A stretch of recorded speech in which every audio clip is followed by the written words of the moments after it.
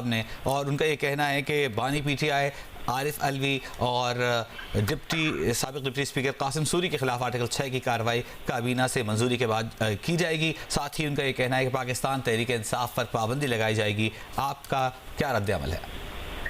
जी, जहाँ तक उनका ये कहना है कि पीटीआई के खिलाफ पाबंदी लगाएंगे, मेरा ख्याल है वो कोई और ही दुनिया में रह रहे हैं, कानून की दुनिया से बाहर बात कर रहे हैं। वो कानून में इसकी कोई गुंजाइश नहीं, ना वो हुकूमत कोई ऐसा पाबंदी लगा सकती है। ये सारे मामला कानून के तहत जब आप बात करते हैं तो इस तरह की बात करना एक सेल्फ मेरा ख्याल है उनको डिस्क्वालीफाई कर देती है, क्योंकि वो नामुमकिन सी बात कर रहे हैं। और अगर वो ऐसी हरकत करेंगे तो अदालतें भी मौजूद हैं, हम भी मौजूद हैं, एक सेकंड के लिए ऐसा कोई फैसला इम्प्लीमेंट नहीं होने देंगे हम। वो किसी डेस्परेशन में उन्होंने बात की है। वो शायद रिजर्व के सीट्स का जो जजमेंट है उसके बाद उनको ऐसा धक्का मिला है या ऐसा उनको खुदा हो गए हैं वो कि उन्होंने इस तरह की स्टेटमेंट दी है। तो ये तो बिल्कुल ही नाजायज बात है और हम रद्द करते हैं उसको। दूसरी बात उन्होंने ये कही कि हम आर्टिकल 6 लगाएंगे। फिर दोबारा से मैं ये कहूँगा कि वो शायद कानून पढ़ते नहीं हैं या समझते नहीं हैं लोग। आर्टिकल 6 जो है वो तो एक जुर्म है हाई ट्रीजन का। वो एक बड़ा मुख्तलिफ किस्म का जुर्म है जब आप गद्दारी करें, जब आप कानून की खिलाफ वर्जी करना सिंपली गद्दारी नहीं बन जाता। अगर हर रोज आप गद्दारी के मुकदमे लगाने चाहें तो फिर तो आप जितने एग्जीक्यूटिव फैसले होते हैं जिसके अंदर आपका बाद में आके अदालत कहती है कि गैर आईनी फैसला था इसलिए हम उसको खत्म करते हैं, तो वो फिर उन सब के खिलाफ गद्दारी के मुकदमे होंगे। फिर पार्लियामेंट में बहुत सारे कानून बनते हैं जिसको अदालत कहती है कि ये कानून आइन के खिलाफ बनाया गया है, फिर वो पार्लियामेंटेरियंस के खिलाफ सारी गद्दारी के मुकदमे होंगे। तो ये समझना चाहिए लोगों के आर्टिकल 6 का कितना स्कोप क्या है, वो है क्या चीज, वैसे ही इस्तेमाल कर देते हैं। और स्पेशली जब गवर्नमेंट में होते हुए, काबीना में होते हुए कोई इस्तेमाल करे तो मुझे तो और भी अफसोस होता है। तो इसलिए उनका ये कहना आर्टिकल 6 के मुकदमे, कोई मुकदमा नहीं बन सकता आर्टिकल 6 का। अगर वो फाइल करेंगे तो मुकदमा जैसा मैंने कहा बिल्कुल नहीं, बेबुनियाद इतना होगा कि वो चल ही नहीं सकेगा, उसकी प्रोसिक्यूशन ही नहीं हो सकेगी। बशर इज़्ज़त साहब, कानूनी माहिर के तौर पे आपकी राय लेना चाहेंगे। मखसूस नशिस्तों के फैसले पे नजरसानी की दरख्वास्त दायर करने का जो हुकूमत फैसला कर रही है, वैसे तो अदालत के फुल कोर्ट ने ये फैसला दिया था मखसूस नशिस्तों का जो दिया था, इसको कानूनी तौर पर कैसे देखते हैं आप? जी बिल्कुल हक है हुकूमत का नजरसानी की दरख्वास्त फाइल करने का, इसमें कोई शक नहीं है। ये आइन कहता है कि उनका हक है, वो कर सकते हैं। और अगर चाहें उनके पास कोई रिवाज है तो करें, लेकिन उनको इतनी चीज याद रखनी चाहिए कि ये रिव्यू केस होता है जब उसी इन्हीं जजों के पास वापस जाना है, और जब ये जज साहबान ने फैसला कर लिया हो अपना तो 99% रिव्यूज डिसमिस होते हैं। तो वो बेशक जाएं, उनका हक है, लेकिन मेरी नजर में अब जो फैसला आ गया है अब ये तब्दील नहीं होगा। ये फैसला बड़ा सोच समझ के किया है जजेस ने, उनको पता था सारी चीजों का, और उसको समझते हुए और जानते हुए उन्होंने ये फैसला किया। अच्छा बैरिस्टर साहब, ये बताइएगा, आर्टिकल 17 के तहत पीटीआई पर पाबंदी लगाने की बात की। आर्टिकल 17 हमारे नाज़रीन को समझा दीजिएगा कि क्या होता है, क्या ग्राउंड्स चाहिए होते हैं किसी पार्टी को बैन करने के लिए? देखें, आर्टिकल 17 तो एक बुनियादी हक है। बुनियादी हक जो है हर पॉलिटिकल पार्टी का, हर शख्स का, कि वो उनको किसी किस्म की कदगन उन पे नहीं लगाई जा सकती। जब भी कोशिश की गई है कदगन लगाने की, वो 1967 में एक केस था, जमात इस्लामी पे कदगन लगाने की कोशिश की गई थी और मुख्तलिफ जमातों पे, तो वो तब से फैसला कर दिया है सुप्रीम कोर्ट ने कि आप किसी किस्म की रिस्ट्रिक्शन नहीं लगा सकते एक पॉलिटिकल पार्टी पे या लोगों पे कि वो पॉलिटिकल पार्टी बनाएं या पॉलिटिकल पार्टी की फंक्शनिंग पे वो आर्टिकल 17 की खिलाफ वर्जी हो।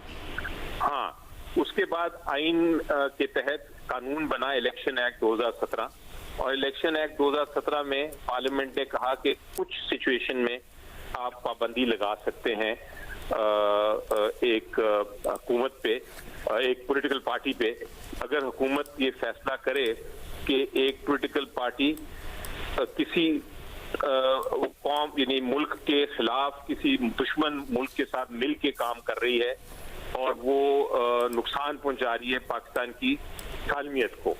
वो एक बड़ा लिमिटेड स्कोप है और उसमें भी वो सुप्रीम कोर्ट से डायरेक्ट परमिशन लेनी पड़ती है। सो वो ये नहीं है कि हुकूमत फैसला कर दे कि जी हमें एक पॉलिटिकल पार्टी पसंद नहीं है तो हम इनको बंद कर रहे हैं या बैन कर रहे हैं, ऐसी कोई कानून में इजाजत नहीं है। अगर ऐसी बात होगी तो वो आर्टिकल 17 की खिलाफ वर्जी होगी। फेमस केस है मौलाना मौदूदी से लेके आज तक ये केसेस में यही बात बड़ी वाजे तरीके से ये बताई जाती है। और हर पॉलिटिकल पार्टी जिसको खत्म करने की कोशिश की है उसने जब अदालत में गई है तो अदालत ने यही कहा है। पीपल्स पार्टी को खत्म करने की कोशिश की गई थी या बैन करने की कोशिश की गई थी, वो गए थे, बेनजीर भुट्टो शहीद गई थी, सुप्रीम कोर्ट ने उनकी बात मानी थी। इसी तरह पूरी तारीख में यही जब भी किसी भी पॉलिटिकल पार्टी को कोशिश की है, और अजीब बात यह है कि जब पॉलिटिकल पार्टी को बैन करने की कोशिश की गई है तो वो डिक्टेटर ने किया है। आज तक ये नहीं हुआ कि एक जमहूरी हुकूमत या एक पॉलिटिकल पार्टी दूसरी पॉलिटिकल पार्टी को बैन करने की इस तरह कोशिश करे। तो ये पहली बार मैंने सुना है कि जमहूरी जो रहते हुए जमहूरियत में एक पॉलिटिकल पार्टी जो हुकूमत में है वो कहे जी हमें पीटीआई बैन करनी है ताकि हमारी ऑपोजिशन ही ना हो। अगर ऑपोजिशन नहीं होगी तो पार्लियामेंट कैसे चलेगा, ये निज़ाम ही बिल्कुल बैठ जाएगा। इसलिए ये जरा सोच समझ के बातें करनी चाहिए। एक और चीज़ अली जफर साहब, बानी पीटीआई की रिहाई के हवाले से आज राना सनाउल्लाह का ये कहना था कि अगर बातचीत से मामलात हल नहीं करना चाहती पीटीआई तो प्रोसिक्यूशन उन्हें अंदर रखने की फिर पूरी कोशिश करेगी और ये रिहाई के लिए जोर लगाएंगे। तो पीटीआई की कानूनी टीम की क्या हिकमत अमली होगी, क्या तैयारी है पीटीआई की कानूनी टीम की? देखिए कि हमारे मुताबिक 3 मेन केस थे सबसे पहले जो निपटाने थे जिसमें सजा हो चुकी थी। वो साइफर केस था, तोशाखाना केस था और ये जो इद्दत केस था। तो उन तीनों में सजाएं जो हैं इस वक्त खत्म हो चुकी हैं, इसलिए उनके खिलाफ कोई कन्विक्शन नहीं। अब हमें पता था कि जो माजी में होता रहा है कि जब भी आप खत्म करते हैं सेट ऑफ केसेस तो आपको जब रिहाई का वक्त आता है तो कुछ नए केस ले आते हैं और फिर आपको रखने की कोशिश करते हैं। जेल में हमने परवेज इलाही साहब के साथ भी देखा और बाकी सुल्तान के साथ भी देखा, तो हम एक्सपेक्ट कर रहे थे। लेकिन क्योंकि इमरान खान साहब 1 साल से जेल में हैं और 1 साल में जितने केसेस बना सकते थे तकरीबन एग्जॉस्ट कर लिए हुए हैं, तो और उन सब में बेल हो चुकी हुई है, तो अब सिर्फ 1-2 नए केसेस बनाने की कोशिश कर रहे हैं। वो एक और तोशाखाना का केस लिया है जिसमें रिमांड की है और 1-2 और केसेस हैं जो 9 मई के उन्होंने नए फाइल करने की कोशिश की है जिसमें जमानत की सिर्फ जरूरत है। और अगर आप प्रेसिडेंट देखें तो ये जमानत मिल जानी चाहिए क्योंकि जमानतें जो हैं इस किस्म के केसों में सब लोगों को मिल चुकी हैं। इसलिए हमें मे भी थोड़ा और वक्त चाहिए होगा इनके से भी निपटने का, लेकिन ये केसेस में बेल हो जानी है। इसलिए बड़ा जल्द वक्त आ गया है कि ये सारे केसेस खत्म हो जाएंगे और उसके बाद कोई केस नहीं रह जाएगा जिसमें खान साहब को जेल में रखा जा सके। अच्छा बैरिस्टर साहब, आपसे हम ये जानना चाहेंगे, आपने बताया कि इलेक्शन एक्ट 2017 के तहत लिमिटेड से स्कोप होता है जिसके तहत कार्रवाई की जा सकती है किसी भी पॉलिटिकल पार्टी के खिलाफ, और ये पहली बार होगा कि कोई पॉलिटिकल पार्टी दूसरी पॉलिटिकल पार्टी के खिलाफ कार्रवाई करने जा रही है। जो ग्राउंड्स बताए गए हैं, फॉरेन फंडिंग जिसे ममनुआ फंडिंग कहा जाता है, 9 मई हमले, उनका ये कहना था कि इसमें पीटीआई शामिल थी और उनकी जानिब से उकसाया गया, नारे लगाए गए कि खान नहीं तो पाकिस्तान नहीं। साइफर केस का उन्होंने हवाला दिया, उसकी लीक्ड ऑडियो भी उन्होंने सुनवाई। अमरीकी ऐवान नुमाइंदगान में पेश की जाने वाली करारदाद के हवाले से उनका यह दावा है कि उसकी फंडिंग की गई और फिर वो करारदाद पास हुई। उसके अलावा IMF के प्रोग्राम के हवाले से एक ऑडियो उन्होंने सुनवाई, उनका यह कहना था कि सबूताज करने की कोशिश की गई। तो इन सारे ग्राउंड्स को देखते हुए अगर आप जवाब देना चाहें तो आपको लगता है ये ग्राउंड इतने स्ट्रॉन्ग है जिसकी बुनियाद पर PTI पर पाबंदी लगाई जा सके? जी देखिए, सारे जो ग्राउंड्स हैं वो कोई भी ऐसा ग्राउंड नहीं है जो कि कानून के मुताबिक किसी पार्टी को बैन करने के लिए रेलेवेंट हो। आप जरूर कह सकते हैं, हम भी कह सकते हैं कि जी PMLN ने सुप्रीम कोर्ट को अटैक किया था, उन्होंने कंटेम्प्ट की हैं, बहुत सारी बातें कर सकते हैं सियासी मैदान में, लेकिन वो जो चीजें हैं वो सफिशिएंट नहीं है कि आप एक पार्टी को बैन कर दें।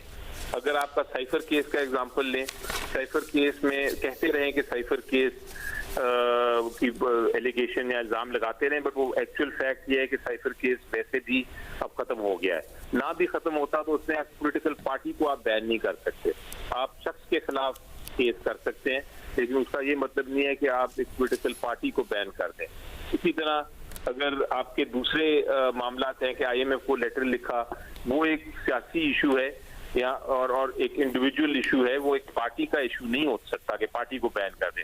पार्टी को बैन करने के लिए सिर्फ मैंने आपको बताया एक ही वजह हो सकती है कि एक पॉलिटिकल पार्टी बनाई जाए, और मेरे ख्याल से पाकिस्तान में कोई भी ऐसी पॉलिटिकल पार्टी नहीं है कि एक पॉलिटिकल पार्टी बनाई जाए जो किसी दुश्मन मुल्क के साथ मिलके कौम के इंटरेस्ट यानी मुल्क के इंटरेस्ट के खिलाफ, उसकी सालमियत के खिलाफ काम कर रही हो, टेररिस्ट एक्टिविटी कर रही हो, उसको आप बैन कर सकते हैं। और आप कह सकते हैं कि ये तो टेररिज्म कर रही है मुल्क के खिलाफ किसी दुश्मन मुल्क के साथ मिलके, तो वो इसलिए हम उसको बैन करें। लेकिन ऐसी कोई भी जमात नहीं, मेरे हम राइवल हैं पीपल्स पार्टी के, PMLN के और बाकी जमातों के, लेकिन वो भी कोई ऐसी जमात नहीं जो पाकिस्तान के कोई टेररिज्म एक्टिविटी में इन्वॉल्व हो, इसलिए किसी भी जमात के खिलाफ आप एक्शन नहीं ले सकते।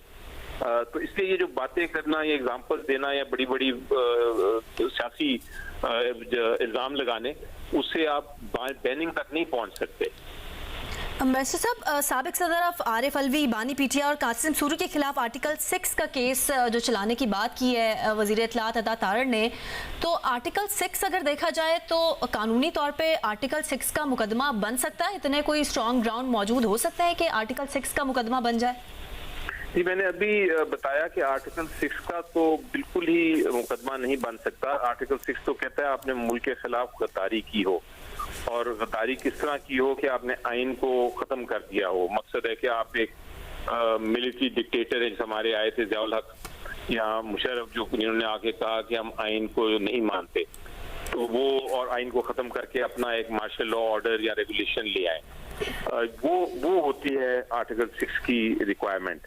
अगर आपने ऐसा इल्जाम, मुझे तो नहीं नजर आता कि अलवी साहब ने या किसी और ने आइन को खत्म कर दिया हो या एब्रोगेट कर दिया हो या उसको सस्पेंड कर दिया हो, तो ये कहना कि इल्जाम लगा के हम आर्टिकल 6 लगाएंगे, ये बात बनती नहीं है और किसी सूरत में नहीं बनती। ठीक है, बैरिस्टर अली जफर साहब हमारे साथ मौजूद है, पाकिस्तान तहरीक इंसाफ के रहनुमा। उनका ये कहना है कि ना आर्टिकल 6 के तहत कार्रवाई की जा सकती है बानी PTI के खिलाफ, कासिम सूरी के खिलाफ या आरिफ अलवी के खिलाफ, इसलिए कि उसके लिए ज़रूरी है कि आइन को मुअत्तल किया जाए या उसे पस पुश्त डाल दिया जाए, जो कि